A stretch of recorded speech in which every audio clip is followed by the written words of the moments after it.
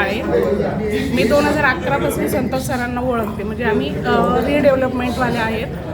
आमच्या पहिला पण इथे रूम होता आणि नंतरनं पण आम्ही इथेच घेतला. तर म्हणजे पहिला ज्यावेळेस रूम घेतला त्यावेळेस आम्ही सगळं चेक केलं होतं.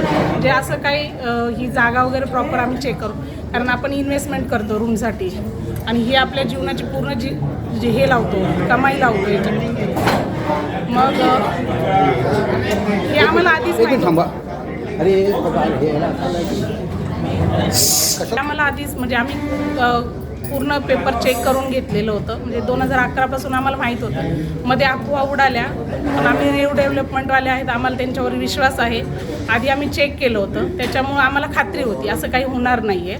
आणि सगळं आमचं म्हणजे लोकांनी जे भडकवायची कामं केली ते झालं, पण आम्हाला खात्री होती त्यांच्यावर, सरांवर, की असं काही नाही आहे.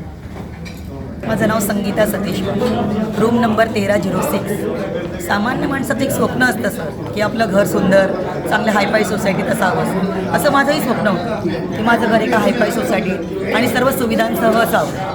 त्या अनुषंगाने आम्ही 2020मध्ये डावकर इलिगन्समध्ये 1306 हा फ्लॅट बुक केला.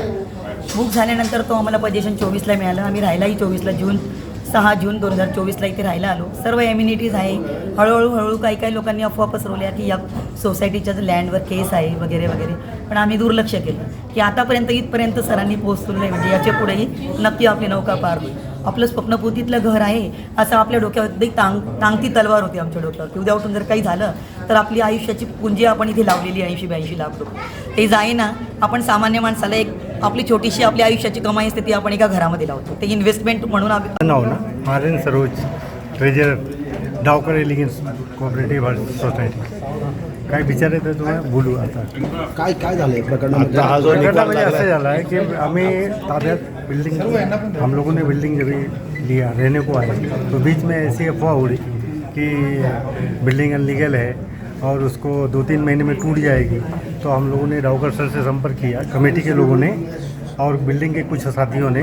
तो उन्होंने हम लोगों के साथ समय दिया और उसमें ही उन्होंने डिक्लेयर किया था कि आप लोगों को घबराने की कोई ज़रूरत नहीं है. हमारे पास बहुत सारे लीगल डॉक्यूमेंट हैं जिसकी वजह से आपको डरने की ज़रूरत नहीं है.